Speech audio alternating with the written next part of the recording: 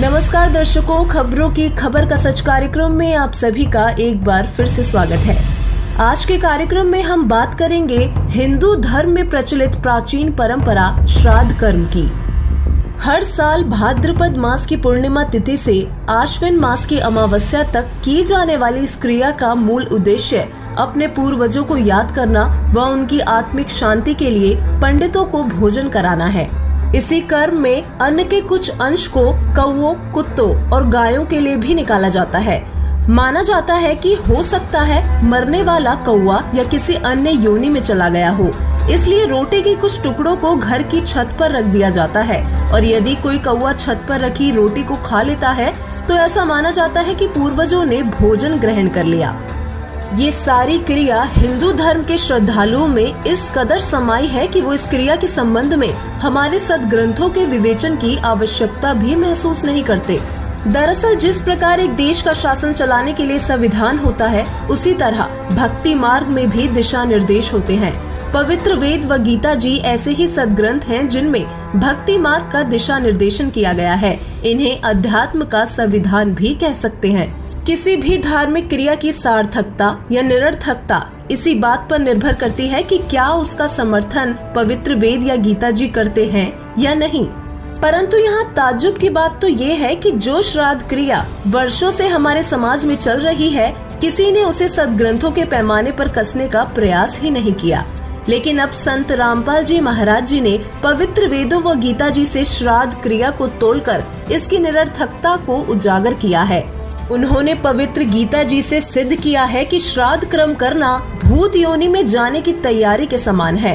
श्राद्ध कर्म करना भूत पूजा है, जिसके बारे में गीता जी के अध्याय नंबर 9 के श्लोक नंबर 25 में कहा है, यान्ति देवव्रतः देवान्य पितृत्रिने यान्ति पितव्रतः भूतानि यान्ति भूतेजया मध्याजिनः अपि माम में। अर्थात देवताओं को पूजने वाले देवताओं को प्राप्त होते हैं, पितरों को पूजने वाले पितरों को प्राप्त होते हैं, भूतों को पूजने वाले भूतों को प्राप्त होते हैं और मुझे पूजने वाले मुझे प्राप्त होते हैं। ऐसा ही समर्थन परमात्मा प्राप्त परम संत गरीबदास जी महाराज ने अपनी अमर वाणी में किया है। गरीब भूत रमे सो भूत है, देव रमे सो देव, राम रमे सो राम है, सुनो सकल सुरभेव। पवित्र गीता जी व पवित्र वेद प्रभु का संविधान है, जिसमें केवल एक पूर्ण परमात्मा की पूजा का ही विधान है। अन्य देवताओं, पितरों, भूतों की पूजा करना मना है।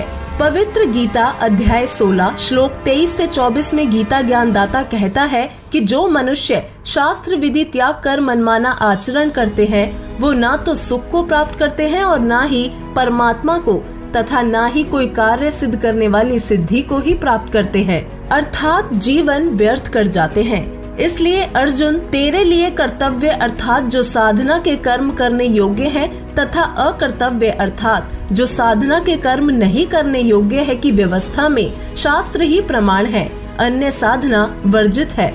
अब यहाँ ये प्रश्न भी उठ सकता है कि यदि हम श्राद्ध ना करें तो हम अपने पूर्वजों के लिए क्या करें।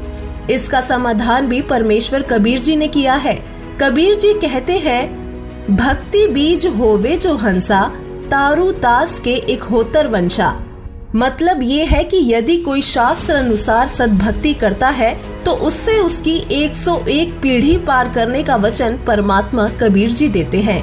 इस प्रकार यदि हम आज सद्भक्ति करेंगे तो इसके परिणाम स्वरूप हमारे पूर्वज बेशक वो किसी भी योनि में हो, मानव जन्म प्राप्त करेंगे, वह सद्भक्ति ग्रहण करेंगे जिससे उनका मोक्ष होगा। अपने पूर्वजों के कल्याण के लिए इससे बड़ी कोई क्रिया नहीं हो सकती जो उनको 84 लाख प्रकार के जीवों के शरीर में होने वाले कष्टों से बचाएगी। प्रिय दर्शकों, हमें इस बात को गहनता से जानना होगा कि जब वेदों में गीता जी में श्राद्ध क्रिया मना है तो फिर ये समाज में प्रचलित क्यों है? क्यों आज तक हमें हमारे धर्म गुरुओं, आचार्यों एवं पंडितों ने शास्त्र विरुद्ध साधना तक ही सीमित रखा? ये शास्त्रों के नाम अवश्य लेते थे, उन्हें पढ़ भी लेते थे, लेकिन उनमें क्या लिखा है ये उनके समझ में नहीं आया। इस बारे में कबीर जी कहते हैं, गुरु बिन काहू न पाया ज्ञाना, ज्यों थोता बुझ छड़े मूड किसाना।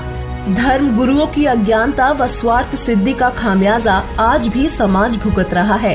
शास्त्र विरुद्ध साधना करने से लोगों को लाभ के स्थान पर हानि हो रही है। इसके फलस्वरूप अधिकतर जनता नास्तिक हो रही है और आए दिन लोगों का भगवान से विश्वास उठता जा रहा है। हम अपने मूल सद्ग्रंथों वेदों गीता जी से दूर होते जा रहे हैं। लेकिन वर्तमान में जगत गुरु तत्वदर्शी संत रामपाल जी महाराज युगों से फैले इस अज्ञान को मिटाने के लिए शास्त्रों से प्रमाण जनता के सामने रख सद्ज्ञान का उजाला कर रहे हैं। संत रामपाल जी महाराज जी ने सभी धर्मों में फैली परंपरागत साधनाओं को उन्हीं के सद्ग्रंथों से तोला है। इसी क्रम में उन्होंने वेदों, पवित्र गीता जी व पुराणों से श्राद्ध क्रम की निरर्थकता को सिद्ध किया है। वही एकमात्र संत है जो सद्ज्ञान जनता को बतला रहे हैं, जिससे उनके अनुयायियों को वो लाभ हो रहे हैं जो भक्ति से उम्मीद की जाती है। अंत में हमारी टीम का आप सभी प्रिय दर्शकों से हाथ जोड़कर विनती है कि कल 20 सितंबर से शुरू होने वाले श्राद्ध कर्म पर भूत पूजा, पितृ पूजा का त्याग करके उस पूर्ण परमात्मा कबीर देव जी की सच्ची भक्ति को शुरू करें, जिससे आपके मोक्ष के साथ साथ आपके पितरों का भी उद्धार हो जाएगा। और वर्तमान में पूरे विश्व में संत रामपाल जी महाराज जी ही एकमात्र ऐसे संत हैं जो शास्त्र अनुकूल सच्ची भक्ति कराते हैं। संत रामपाल जी महाराज जी के ज्ञान के विषय में अधिक जानकारी प्राप्त करने के लिए विजिट करें www.jagatgururampalji.org पर।